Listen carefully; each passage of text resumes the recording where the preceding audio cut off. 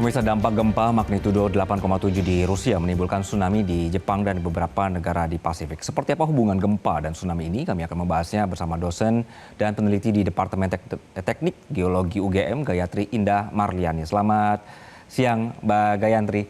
Bahwa kita tahu Selamat siang. Wilayah timur Rusia ini termasuk bagian dari cincin api Pasifik begitu ya Mbak ya.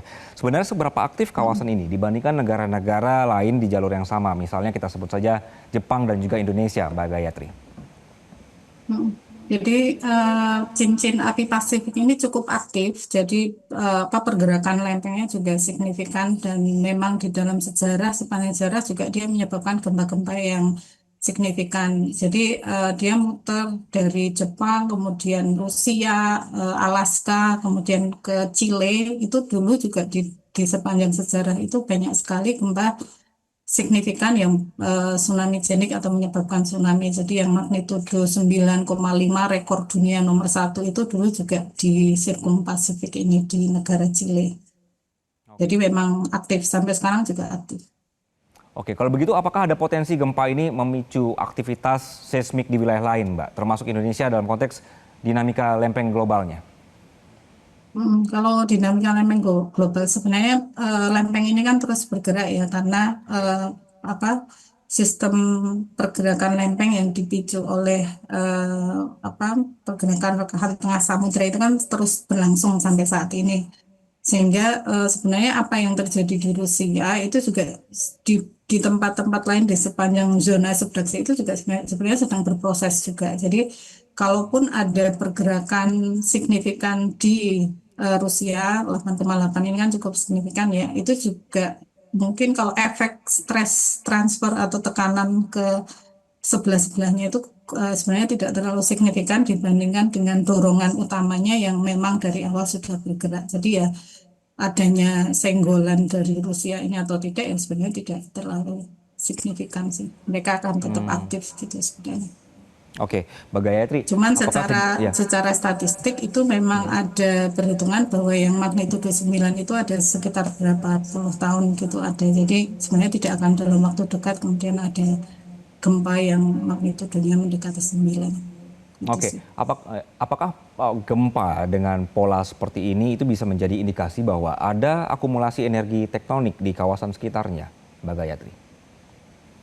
Tentu saja ya, daerah-daerah di mana tumbukan zona subduksi ini berada memang di situ ada akumulasi energi yang signifikan. Jadi sebenarnya itu sudah ada pencirinya. Jadi di apa eh, kegempaan yang kita pantau juga di daerah-daerah batas lempeng ini kan cukup ramai ya. Sebenarnya kalau hampir setiap hari juga di Indonesia itu juga cukup banyak juga magnitudo 4, 3, 2, bahkan yang mendekati 5 atau 6 itu juga sebenarnya banyak setiap hari. Jadi ini juga menjadi indikasi bahwa memang zona subduksi ini aktif.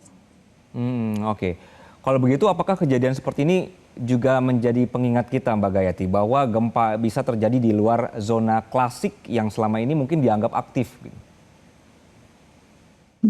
Ya, sebenarnya kalau yang besar, yang zona subduksi besarnya ini sebenarnya sudah terpetakan dengan baik ya. Kalau di Indonesia itu di wilayah kita punya selain perbatasan dengan lempeng Samudra Pasifik, kita juga punya perbatasan dengan lempeng Samudra Hindia. Jadi yang di sebelah barat Sumatera, Pulau Sumatera dengan Pulau Jawa itu sebenarnya juga terjadi subduksi juga, tapi beda lempengnya gitu. Nah, kalau yang berkaitan dengan Pasifik ini, kalau yang paling dekat dengan kita itu di utara Papua Nugini gitu. Jadi itu juga sebenarnya memberikan dampak nantinya ke pantai utara di wilayah Papua. Tapi ya memang harus menjadi pelajaran bahwa zona subduksi aktif ini memang harus diwaspadai dan Indonesia sendiri juga sebenarnya sudah belajar ya dari pengalaman tsunami gempa dan tsunami tahun 2004 di Aceh itu juga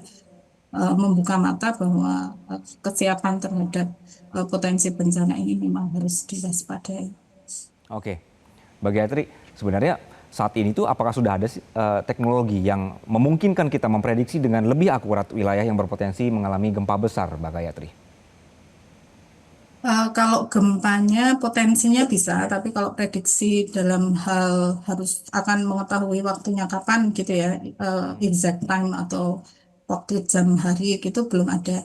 Tapi sebenarnya kalau tsunami ini yang kita bisa prediksi karena kedatangan gelombang air itu jauh lebih lambat daripada gelombang seismik atau gelombang yang dihasilkan oleh gempa bumi. Sehingga kalau gempanya terjadi, gelombang gempa itu sinyalnya bisa kita terima jauh lebih cepat daripada kedatangan gelombang air gitu ya. Sehingga itu bisa dijadikan dasar atau landasan untuk menciptakan early warning system gitu ya. Semakin Oke. akurasi dari kejadiannya bisa kita modelkan dengan baik, studi-studi terkait dengan dampak yang mungkin timbul karena tinggi gelombang yang mencapai pantai itu kan dipengaruhi oleh eh, batimetri gitu ya. Jadi ada beberapa aspek, ada batimetri, ada geometri cekungan. Nah, itu sebenarnya bisa dimodelkan dan diprediksi. Kalau misalnya ada gempa dengan kekuatan sekian, dia Oke. mengubah atau merubah bentuk air, tubuh air. Nah, nanti nyampe di pantai dia setinggi apa itu bisa dimodelkan sehingga estimasi itu sebenarnya bisa diperkirakan.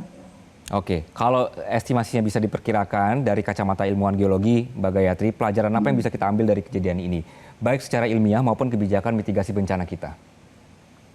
Kalau secara ilmiah, sumber-sumber atau daerah-daerah di mana potensi pengumpulan energi yang di sekitar zona subduksi ini kan, ini yang terkait dengan tsunami ya, karena yang tsunami genik itu kan biasanya memang daerah subduction gitu. Jadi kalau yang di subduksi itu kita sebenarnya tahu mana potensi dari sekitar zona subduksi yang di sekitar wilayah Indonesia yang dia punya potensi untuk menciptakan tsunami genic earthquake atau gempa bumi yang bisa menyebabkan tsunami itu di mana saja. Eh, itu sebenarnya daerah yang harus dipersiapkan dengan lebih matang dalam segi kesiapan infrastruktur, kesiapan early warning-nya, kesiapan masyarakatnya ketika terjadi kemungkinan itu ada warning diberikan apa yang harus dilakukan itu juga harus harus siap. Tetapi juga infrastrukturnya harus mendukung. Misalnya daerah yang punya potensi tinggi terhadap tsunami, tetapi infrastruktur jalan masih belum memenuhi kriteria. Kalau kalau menjauhi pantai kan mestinya banyak jalur jalan yang tegak lurus misalnya terhadap pantai. Nah itu mungkin yang tidak atau belum ditingkatkan itu juga harus harus disiapkan dengan baik sih Oke, baik. infrastruktur yang seperti itu. Baik, mudah-mudahan tiap-tiap Pemda juga tidak gamang lagi begitu ya Mbak Gayatri ya, bahwa kita hidup di negara rawan Eh, gempa dan harus tetap siap-siap begitu. Baik, Mbak Gayatri terima kasih Mbak betul. untuk informasinya Ya, di siang hari ini. Terima kasih sekali lagi. ya terima kasih kembali. Selamat siang.